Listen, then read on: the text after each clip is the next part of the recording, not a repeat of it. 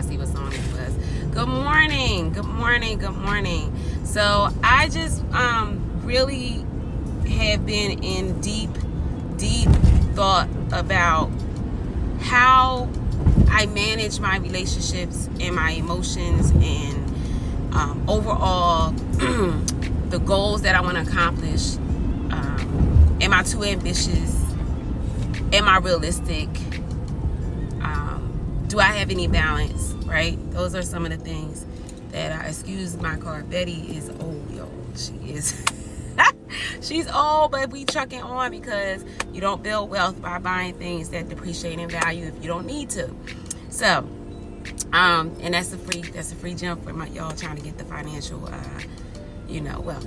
So, I was thinking overall, and this year has been like crazy for me in terms of understanding my place in people's lives, the shifts that have happened.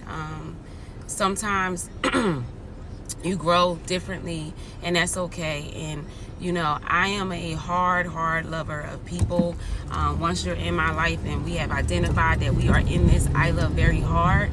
And so it is also equally as hard to process when things change, right? But at the same time, change is good because it allows you to grow.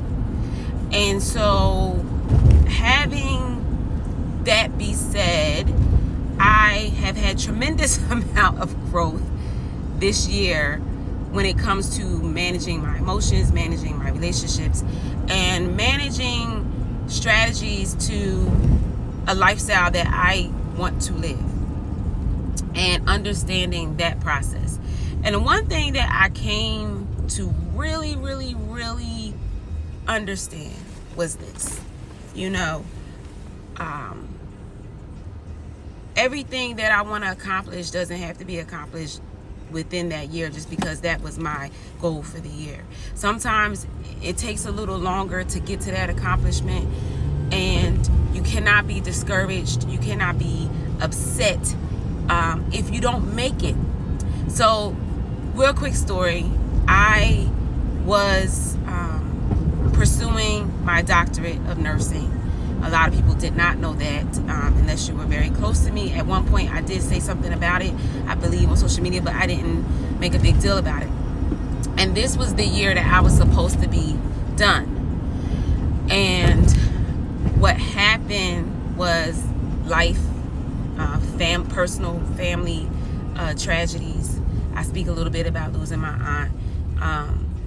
And just things changed in my everyday lifestyle that did not afford me to give my best. And so for the first time, I tried to, do a deferment for my degree and just come back at it. But I just was so unmotivated that I took a L. And I took an L on my GPA for that.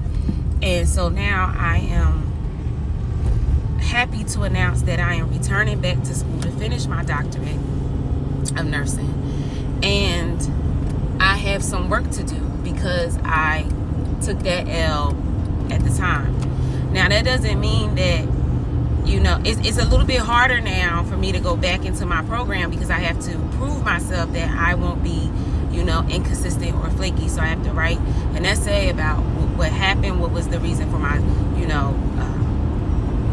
the reason why I didn't complete the course. I was killing it. I was like, I had already done like 3 of my 9 courses, and I had A's in all of them. But at the time, this is the part I want to really reiterate. At the time that I was doing it, my project, my dissertation, what I was studying, what I was doing my research on, was hypertension in African American women aged 35 to 44, right? Because I've always done cardiac medicine. I know cardiac medicine. Cardiac medicine is a no-brainer for me, although that's not my favorite subject in medicine. And hormone, endocrine, that's my favorite subject. But hypertension was easy enough. It's a lot of research on hypertension, right? And it's so funny how God works. So the more that I got into my journey of being healthy and understanding obesity and chronic disease of obesity and things like that, As I began to falter on my courses and I didn't finish it, I grew a passion for obesity medicine, so much so that I am pursuing my full certification for the Obesity Medicine Society, right?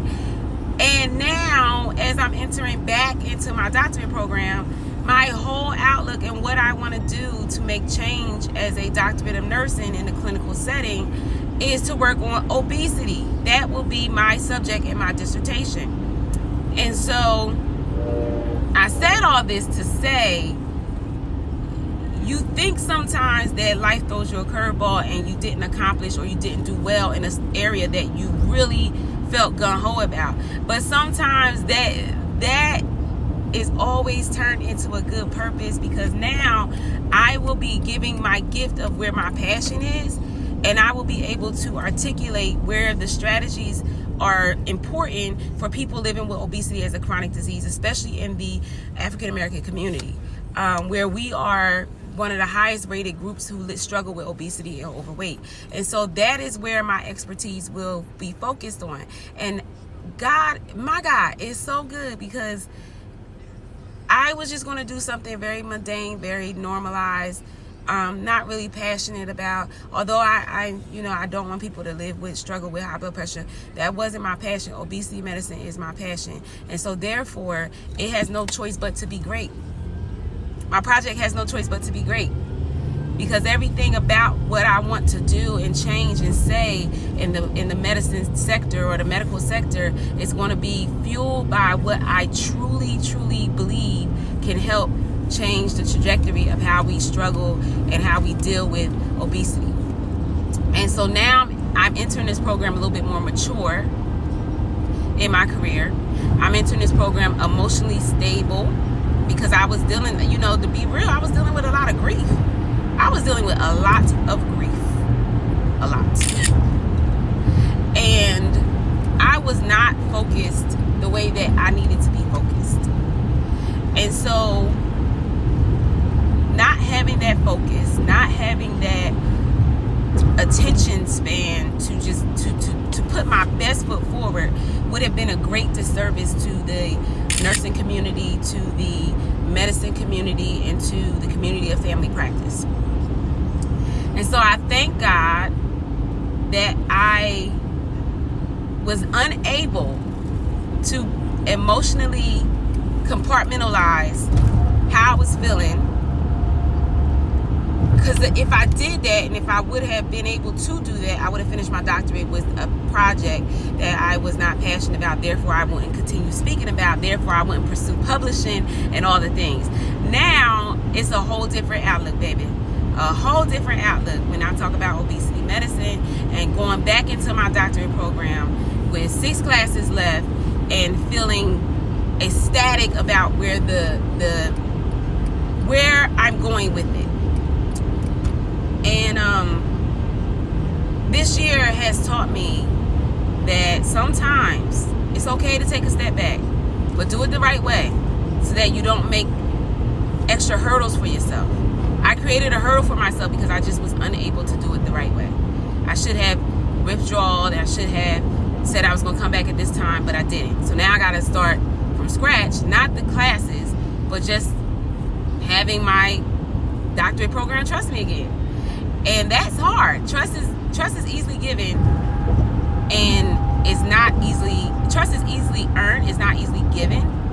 And so, with any institution, when you don't do things the right way, you have to basically prove yourself why you deserve another chance.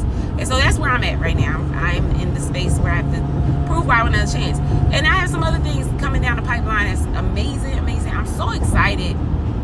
Not just for the new year. I'm excited for my life. I'm excited for my marriage. I'm excited for my children. I'm excited for my sisters. I'm excited for my sister friends.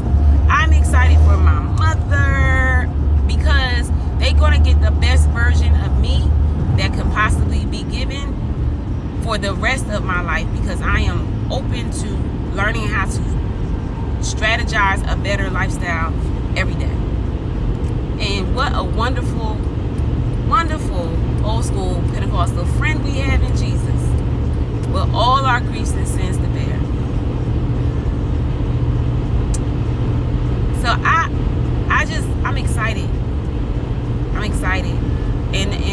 my goal and where I want to be in this life is really, really, really, really, really, really, really important to me. So hopefully, you know, I continue on this path of greatness for a very long time. Very, very long time. All right, that's my TED Talk, y'all. Bye.